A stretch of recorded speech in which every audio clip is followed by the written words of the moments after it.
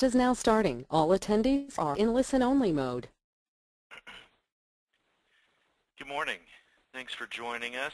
My name is Corey Hart. I am the product manager here at RBI, and we will be reviewing SmartCharts Pro, our brand new product that's replaced RBI Expert, and we're excited about a lot of the new features and functionality and, most importantly, new metrics that are available. So we'll be running through those today. In terms of just logistics, if you have questions as I'm going through, you can use the questions panel in the GoToMeeting panel, and I will be sure to check those from time to time. And those that I can't answer on the fly, I will, and those that I don't cover, we'll be sure to get to at the end. I'll make sure to leave some time.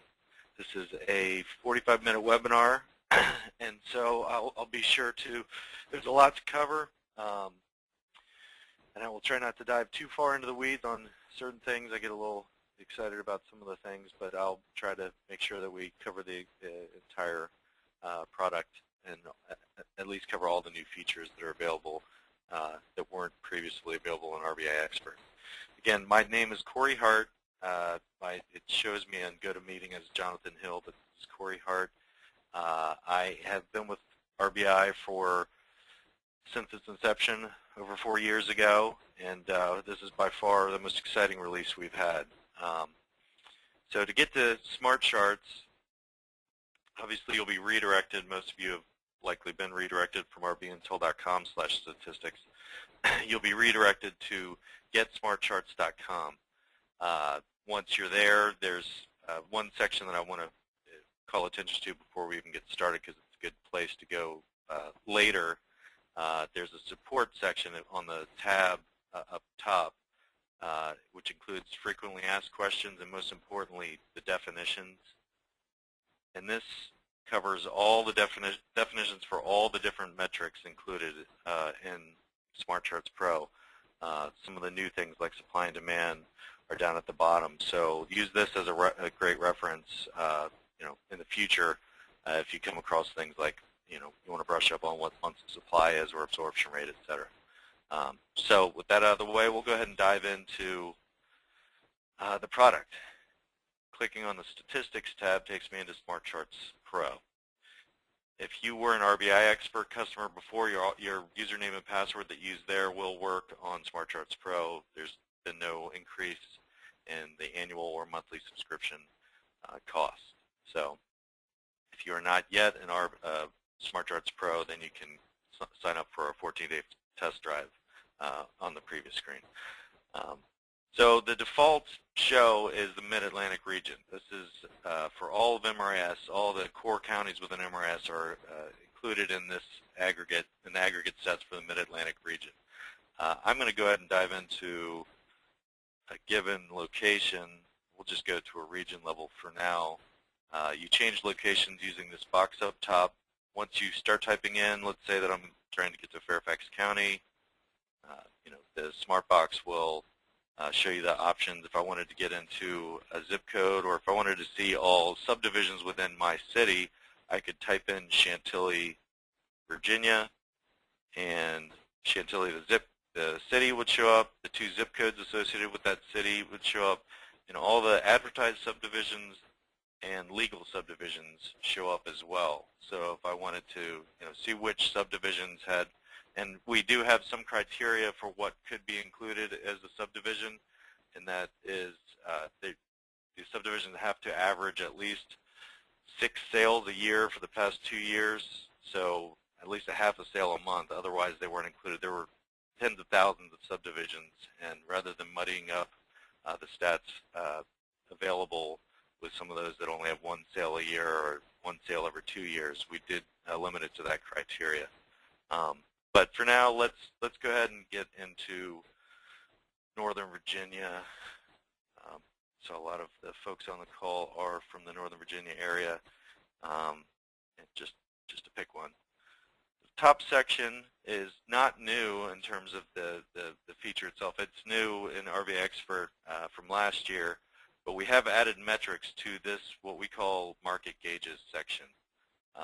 So the way to read one of these gauges, any one of these gauges, is the dial is the most recent month's activity. So in this example, there were 3,673 closed sales in June in Northern Virginia. If I were on Fairfax County, these dials would all have to do with Fairfax County. If I was on my zip code, same thing. Where the line breaks, where the color breaks, that's your 5-year June average. It's always important to look at 1 month against the same month in previous years when you're looking at trends. There are changes. Obviously, you can look at month-over-month changes, but due to the seasonality of the market, almost everything that you're going to want to talk about in terms of trends, you're going to want to look at year over year, same month in previous years. So we can see here that sales in Northern Virginia are just above that 5-year average because they're above that color break. The 5-year min is the left side boundary, so it's less than 3,200 was the minimum June over the last 5 years, and at some point, I'm guessing last year, we were near 4,000 sales. So this one view gives you a lot of information at once. How we compare to the 5-year average this June, are we above or below? Are we near the min or the max? In this case, we're right around the average in terms of sales. Same thing for all these different charts. So new pendings, active listings, as most of you are aware, in Northern Virginia, active inventory has finally started to come back over the last several months, starting back in late last year, as new listing activities picked up. Months of supply is a new chart that we have not only in our interactive charts but also in the market gauges. So this, just briefly, months of supply means if there were no new listings added going forward and we're just looking at active inventory at the end of June, how many months would it take given the 12-month sales pace for all active listings to be sold? So anywhere between 4 to 6 months is generally considered a balanced market. Anything below 4 to 6 months is generally considered a seller's market, and when you get above 6 months, then you're getting into buyer's market territory. And you can look at the history of the months of supply in your given location to see, get a gauge of what's normal, if we can call anything in real estate normal given the past 15 years, but what's the normal months of supply, and are we going more towards balance, or are we staying in a very hot territory? In Northern Virginia, we are above the 5-year June average, which was 3 months of supply, but we're still at 3.5 months or so. We're not at the 5-year June max, but we're well above. At a certain point, we're at only 2.3 months of supply. I guess it's back in 2010, 2011, 2012, somewhere in there. As you click over, you can scroll to see more gauges. New listings is not a new chart, new gauge for us, but we can see new listings were well above that 5-year June average, 5,195. The 5-year June average is around 4,498. So well above that. The median sale price, we can see we're at a 5-year June peak in Northern Virginia. We can see that's well above the 5-year June average. Median list price for actives, this is a new stat. So we can see median sale price is at the 5-year peak. The median list price for active listings isn't at the 5-year peak. So there's some differentiation between what people are asking for. It's not yet it's not still at that 5-year high, but things are still selling at that 5-year high as of late. As we go over, we can see median sale to original list price ratio. This is new. Average days on market and median days on market. We aren't at the 5-year low, which was 8. And I'll get off these gauges for now. But so basically, you scroll through, see the stats that are of most importance, and you can get a very good feel for the most important indicators and how we're looking compared to the last 5 years. Any of these can be embedded, just like our interactive charts can be embedded on your website. You can click embed, pick the metric you'd like to embed. If we switch it to median days on market, and then it's just a matter of copying and pasting this code onto this code snippet onto the HTML view for your website editor. And you can do the auto update version, which was what we'd recommend if you just want to have a permanent placement where once we get new stats in, your website is going to get those new stats automatically right away. If you're doing a blog article and you just want to talk about this particular month and you want that narrative to stay intact going forward, you don't want to see December 2015 stats once we get to December 2015 with your narrative around it. Then you do keep current date, and the code snippet will update. It's just a matter of copying and pasting that onto your web editor. Those are the market gauges. A great high-level view of important stats. The Spotlight section, similarly, is a high-level view of stats for your area. YOY, anytime you see YOY, that's talking about year over year. So that's June 2014 versus June 2013. Next month it'll be July 2014 versus July 2013. MOM is month over month, so that's comparing June to the previous month of May. So these fluctuation, what we'll see when we get into the interactive charts is pretty normal. You're going to see a lot of fluctuation from month to month just based on normal seasonal patterns in most locations.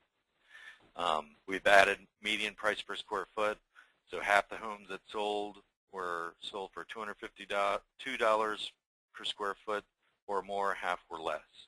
Anytime you see median, we recommend in most cases, especially when you're dealing with a heterogeneous set of data, to go with median instead of average. Average can be greatly thrown off by outliers. So the median, if you're talking about days on market, if you're talking about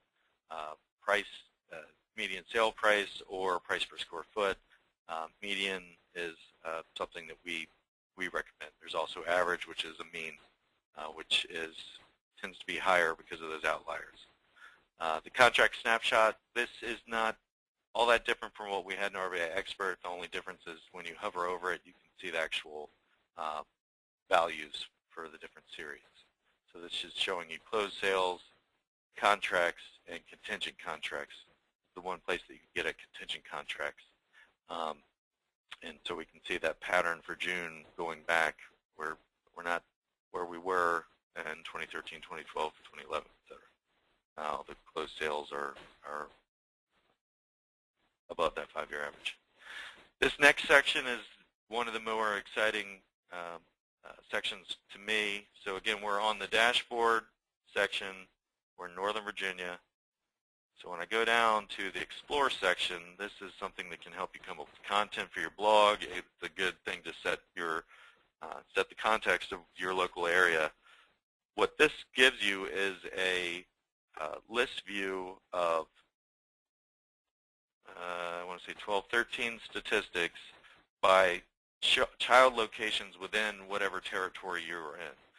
So if we're in Northern Virginia, I can see the median sale price by counties for the most recent month, 2014, 2013, the percent change, the year-over-year change. I can see the year-to-date median sales price, which is important when we get into lower volume areas, like if we're comparing subdivisions, for instance, then more often than not, you're going to want to look at year-to-date so that you have a bigger data set to really show any trends. 2014 year-to-date, so January to June this year, January to June last year, and the percent change year-to-date. So any of these can also be sorted. So if I wanted to just look at which counties had the highest percent change in median sale price, I can see that, and we see only Alexandria City. That's the only location that's so far seen a year-to-date decrease in median sale price. More exciting than that is you can get into even more granular location. This was not available in RVI Expert at all. You have cities, so if I click cities, it really refreshes pretty quickly given the number of data points that are coming back. I can compare all cities within Northern Virginia. I can compare this for, let's switch it up to median price per square foot.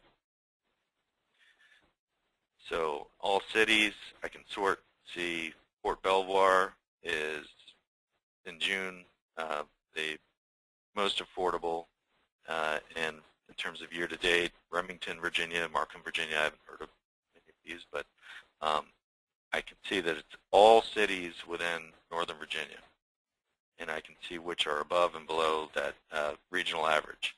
If we click on, let's say, so I'll go back to counties, and we click on, say, Fairfax County. This is going to refresh the data so that we're looking at all cities within Fairfax County. It's going to move me to the Fairfax County page, but within the Explore section, one of the things that's now turned on is I can look at all advertised or legal subdivisions within the county.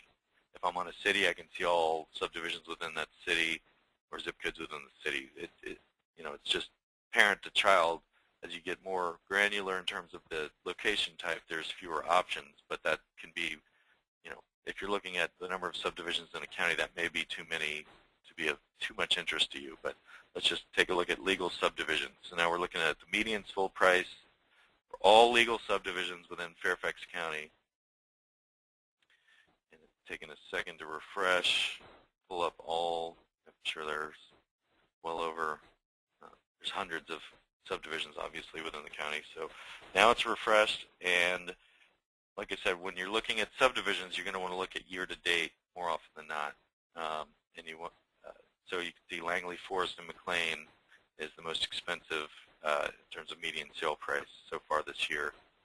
You can see how many subdivisions are above that $1 million mark, and you can see which subdivisions are below or above, and you can see just how many there are above or below the county average or the county median.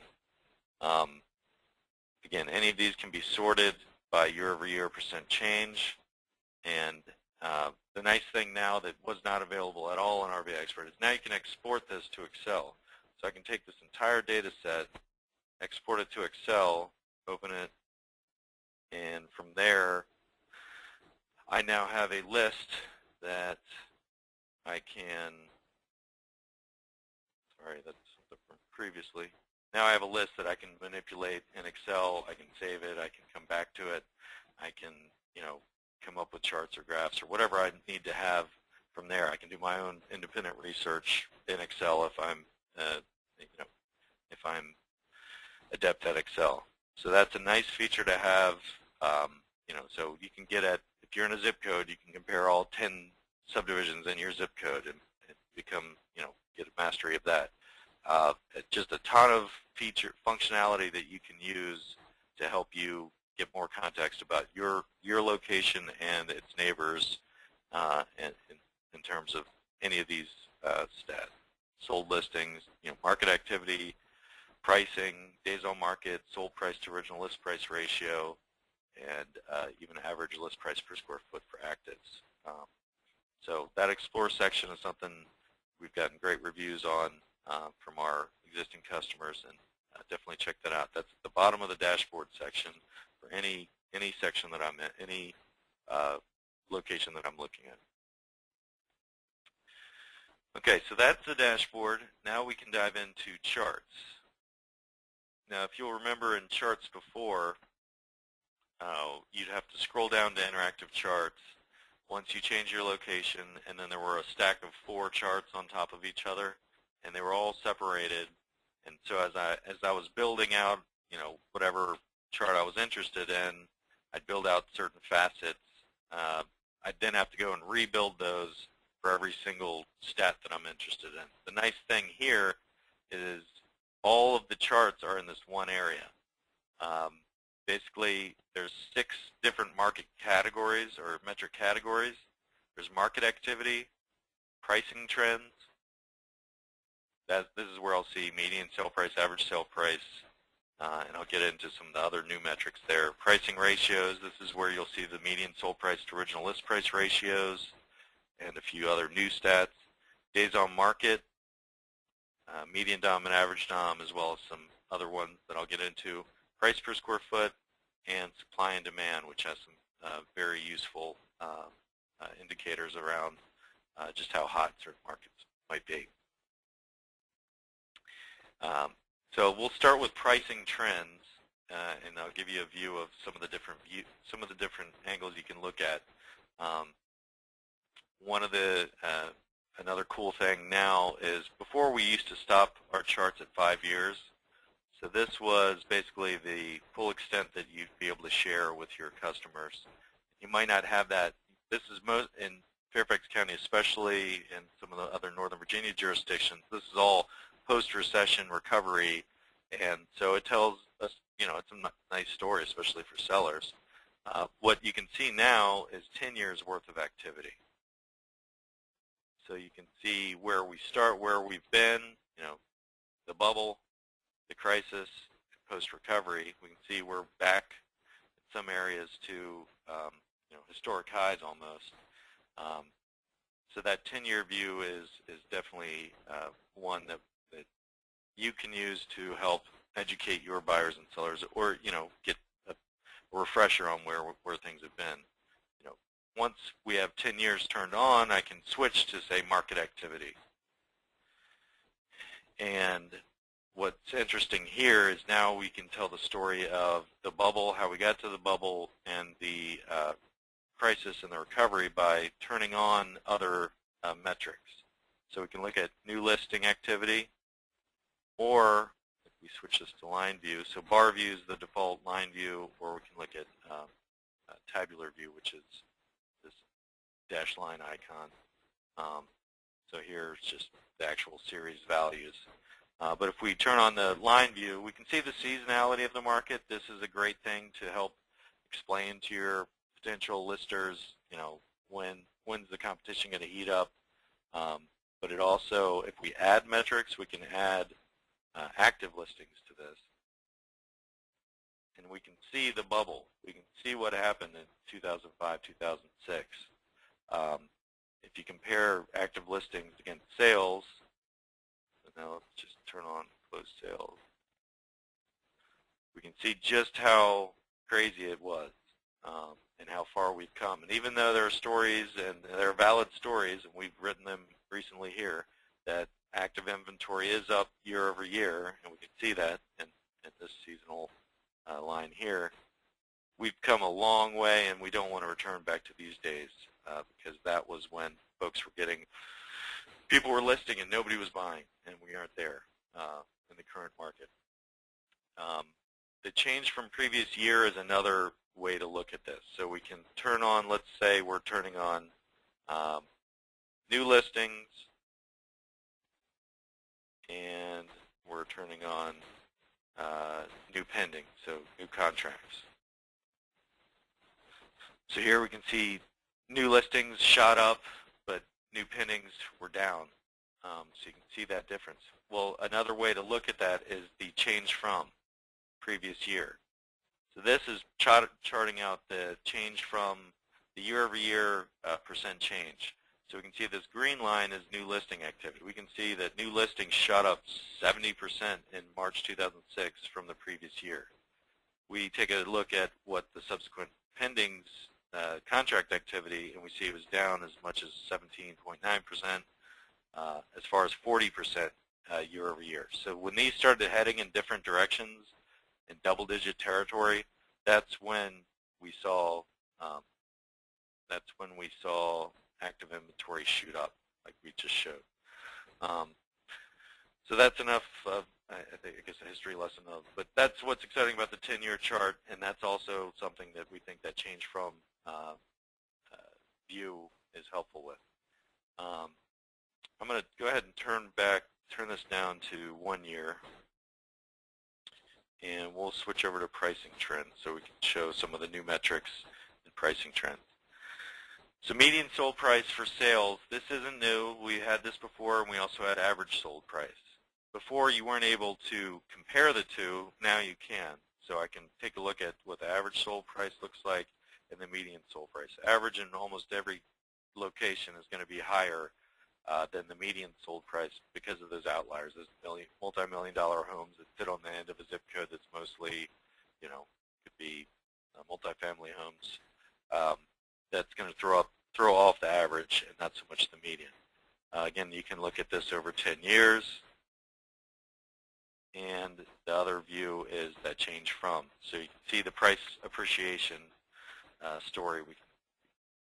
The price depreciation really started after the bubble. Remember, the bubble was back here, but we started seeing huge double-digit decreases in counties in Northern Virginia especially, but the recovery started sooner than in other locations for the most part.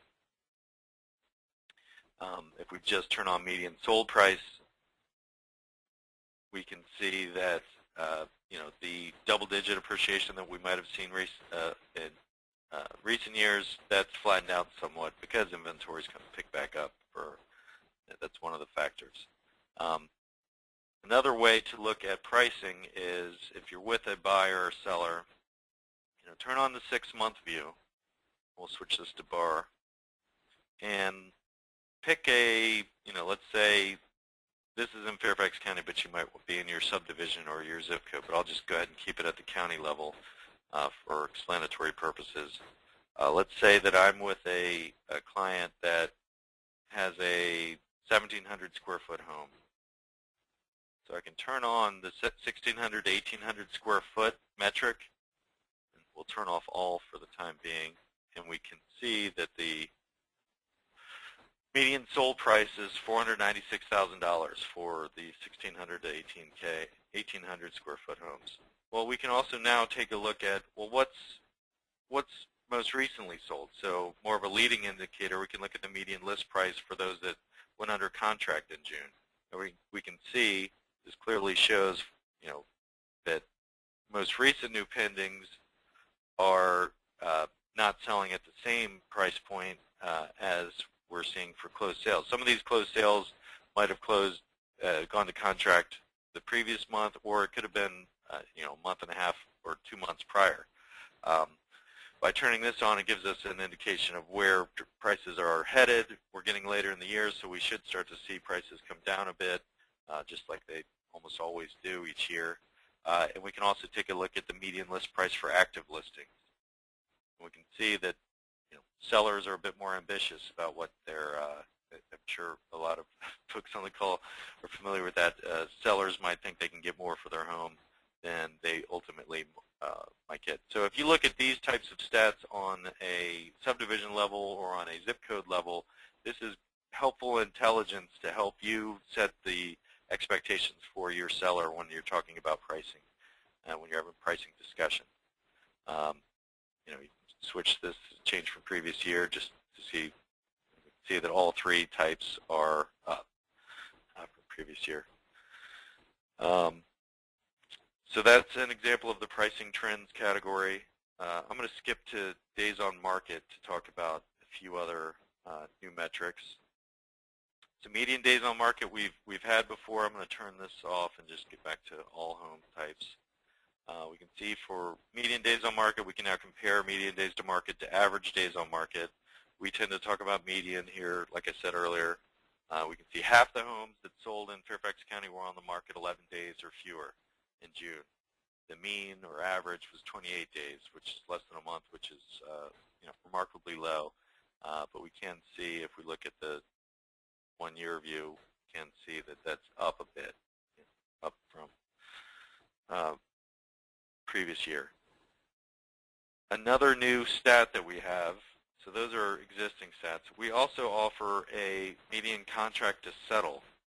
This is the median time it took from the time contract was written to the time it actually successfully closed.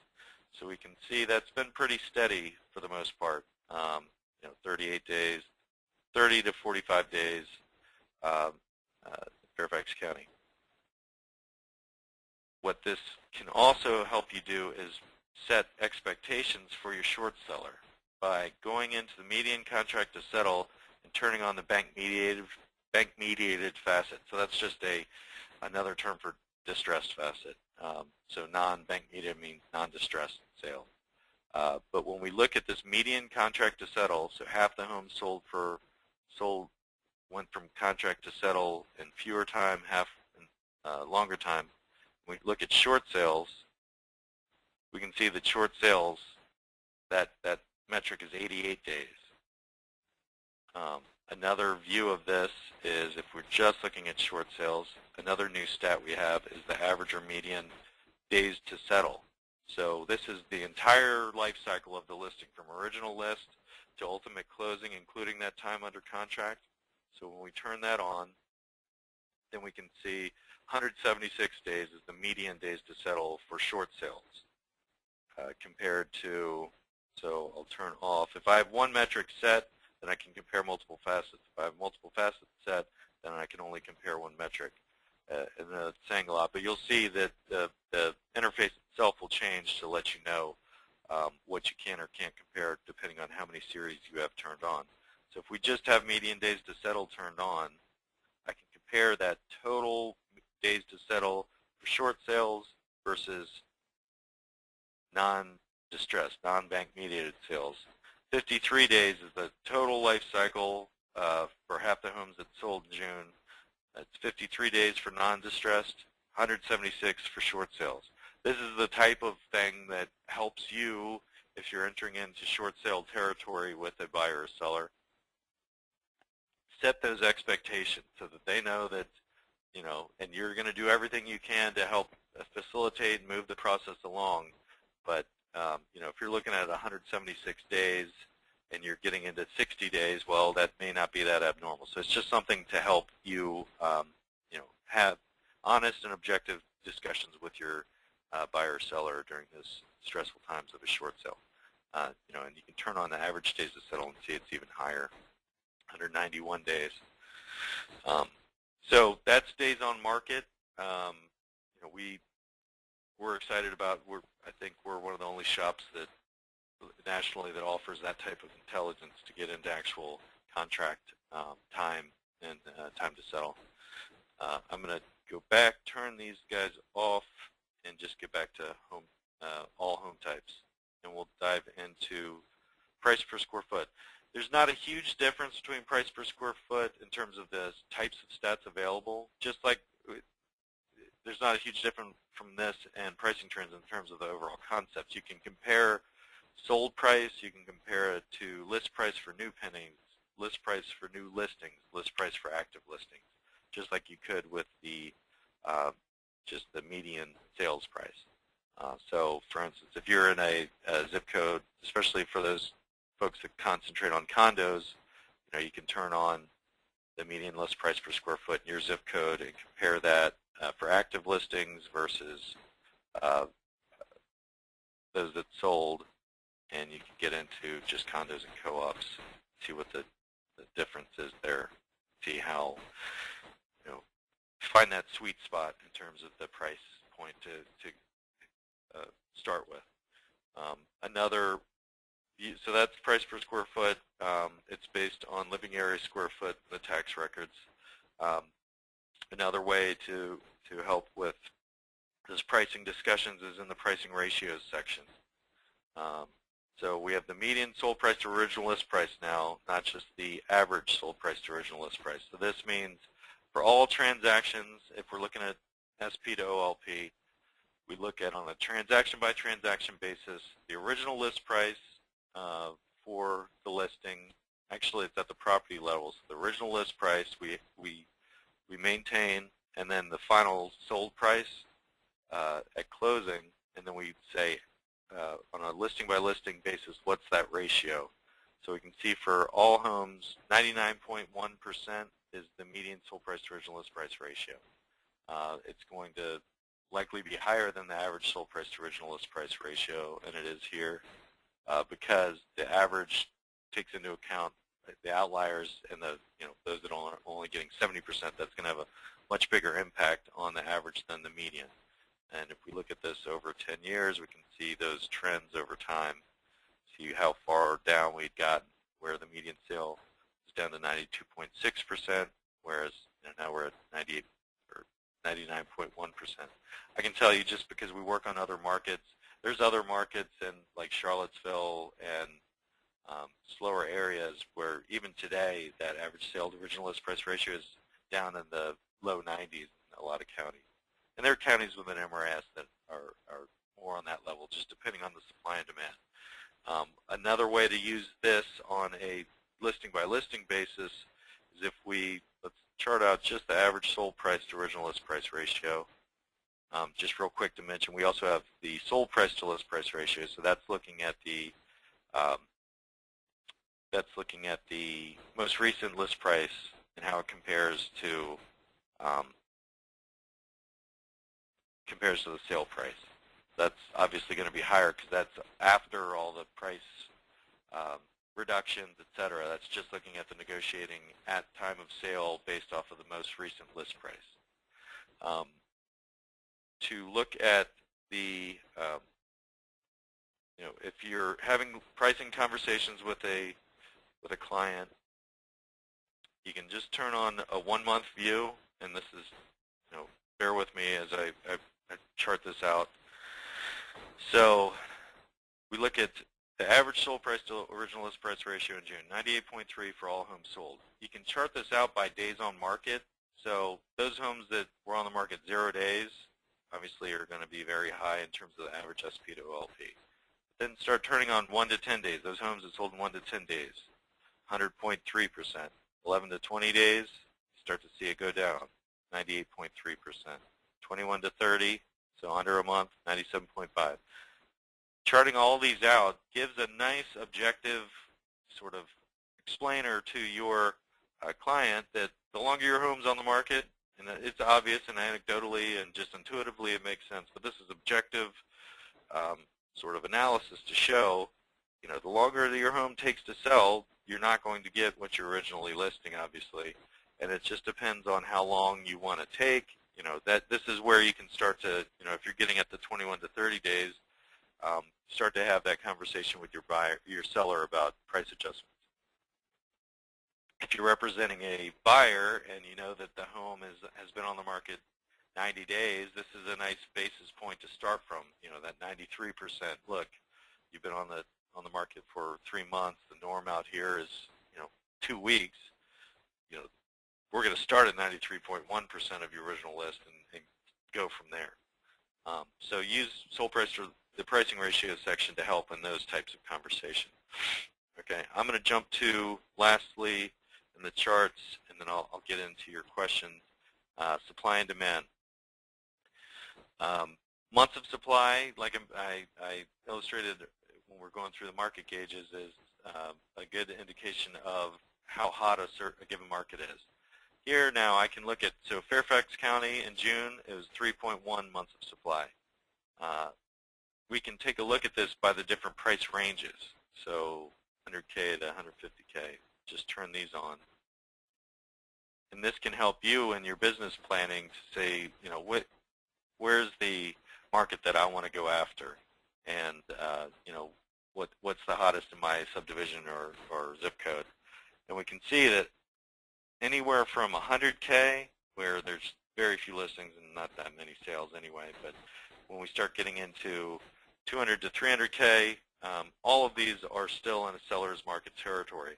Even in the $1 to $2.5 million, it's in a seller's market territory, a buyer's market territory, but even 9.5 months, that's equivalent to a lot of counties and for all types of properties in other locations. That's another factor to show in the interface is that I can easily change this now to say, let's look at just Washington, D.C. And the chart's going to refresh with the items that I had turned on previously, and we can see that even in the district, the luxury home market is a seller's market still. 3 months of supply for $1 to $2.5 million homes. That's remarkable. We can see if I use change location, if we change this to say Baltimore Metro,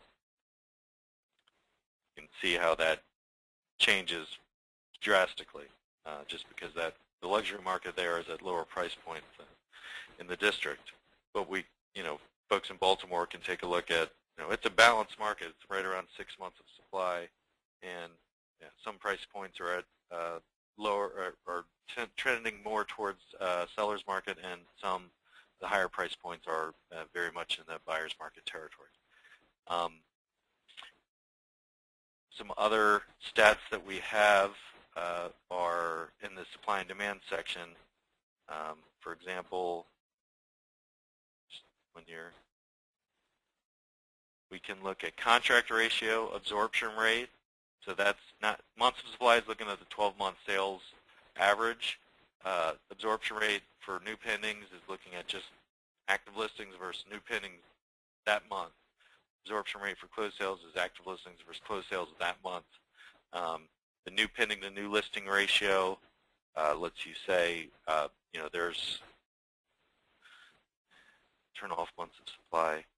And I know I'm running through this quickly, and I'm running out of time even so. So there's 0.66 new pendings for every new listing in June in Baltimore Metro.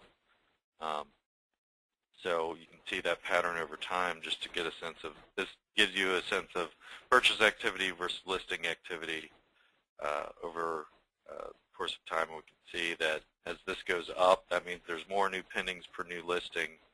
It even got in December 2012 when not as many folks are interested in listing. You can see there's actually more contracts written in December 2012 in Baltimore Metro than there were new listings. Switch that to Northern Virginia. Actually, you can compare locations here as well. So we can look at Northern Virginia using the compare location feature. Switch that to line view. We can see there's several months, especially in the winter in Northern Virginia, where there is more contracts written than there are new listings added to the market. The last thing was supply and demand, and the last thing for this call is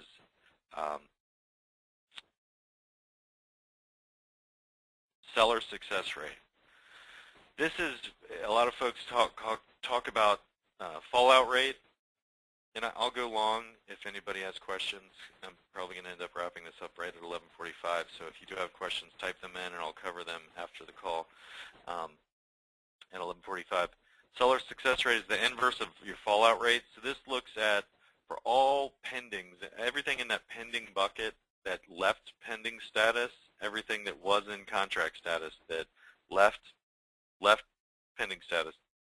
It either successfully closed, went to settlement, so that would be considered a success, or it fell through. Either the bank said no, or there was contingencies that didn't go through, or that fell through.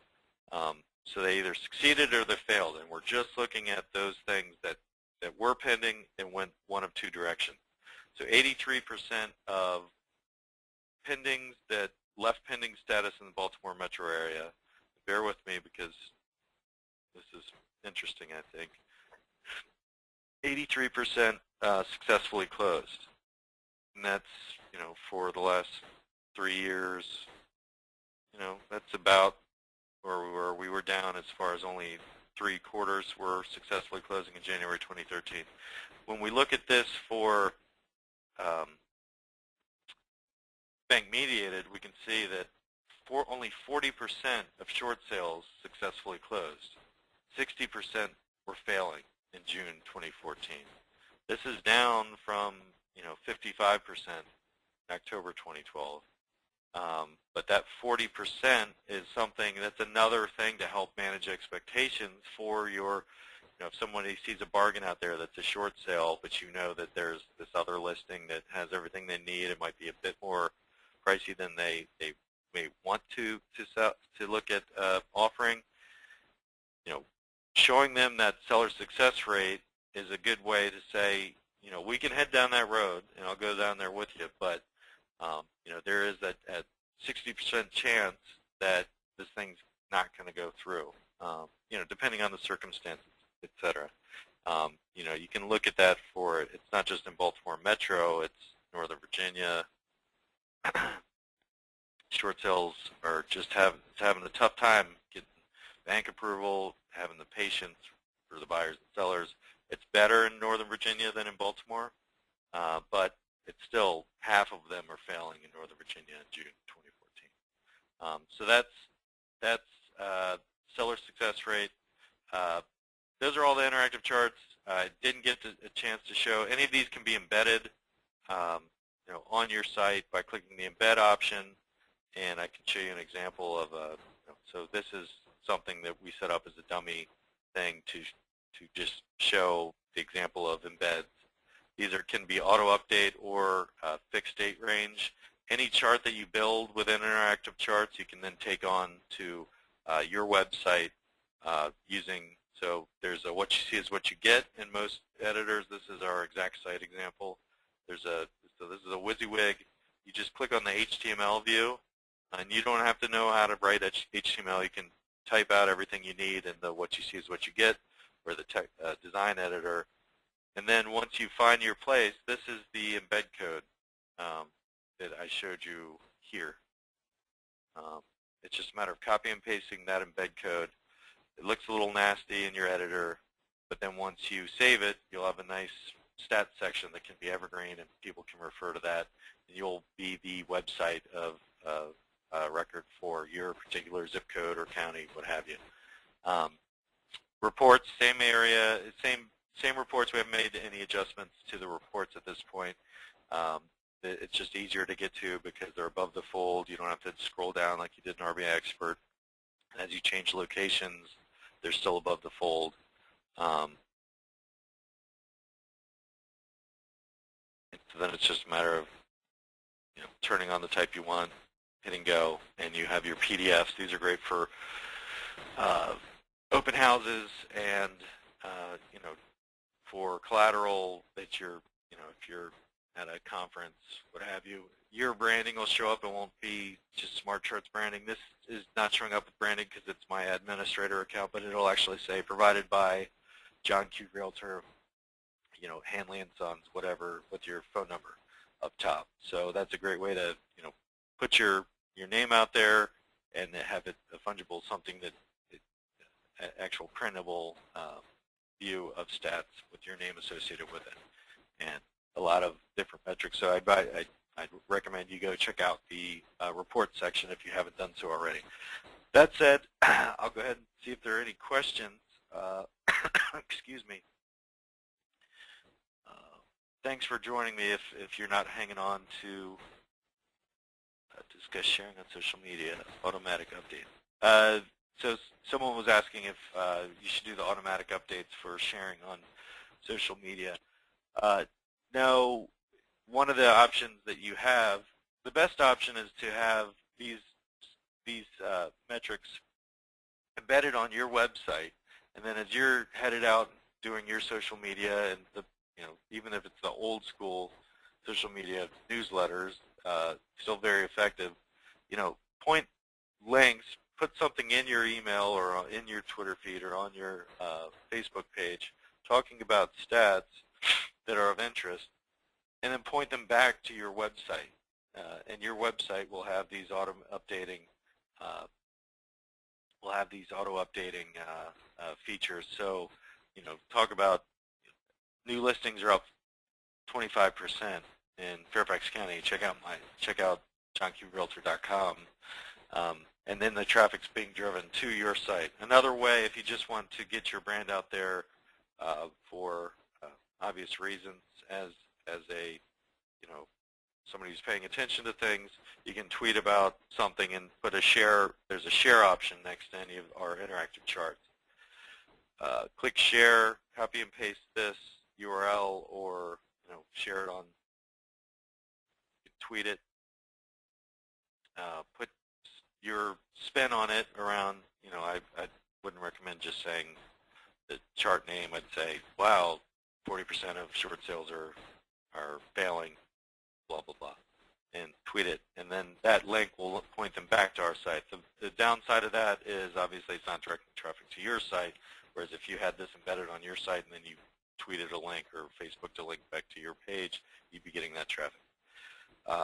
Okay, the next question, will this webinar be published on YouTube? I'm hoping to. I'm not our normal webinarist, and sorry, my name's Corey Hart. I know it's misleading. It shows me as Jonathan Hill. That's actually my boss. But my name's Corey Hart, and I can be reached at corey@rbintel.com, corey@rbintel.com.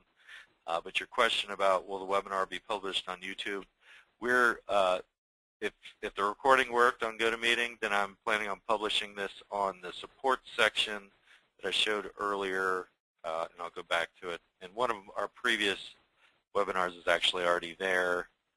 So if you click on Get Smart Charts, click on the logo, the little Robbie Owl, click on Support, and then Online Training, you'll see, well, you'll see, sign up for future webinars, but there's also a recorded webinar down below. The audio recording wasn't great. Hopefully you all can hear me okay on this one. I was a bit muffled on the last one, but you can find the recorded webinars here. And if this one recorded okay, then I'll put it up. Okay, is there a way to see the hard numbers behind the metrics, i.e. how many homes were used to calculate the percent change in median sold value? That's an enhancement we've talked about where, and we can definitely see the need. So if you're looking at SmartCharts statistics,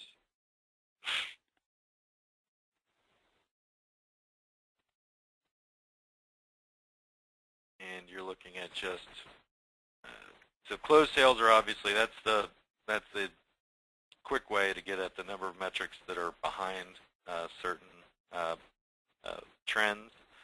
But I can see what you're asking. If we're on pricing trends and we're looking at median sold price and it's 329,000, well, if I'm in a zip code or a subdivision that has 5 or 6 sales, it might not be as impactful of a trend.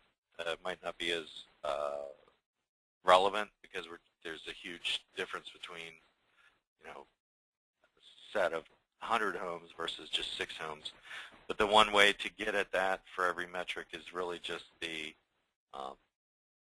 if I'm on median sold price, 329K, I can then just switch to market activity and see closed sales, 12,000. That's out of 12,206 sales.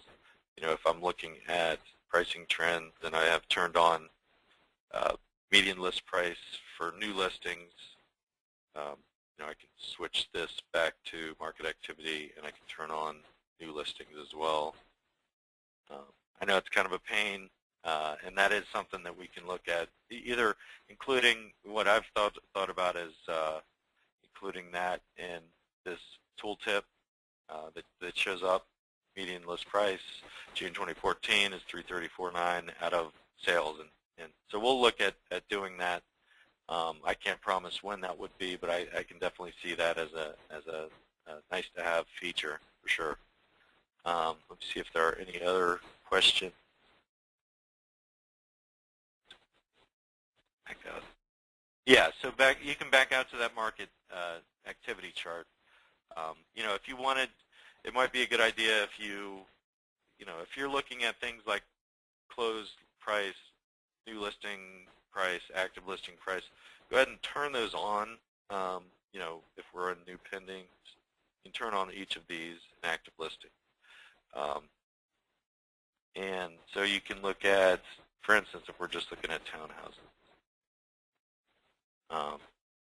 So I can see there's 8,612 active townhouses.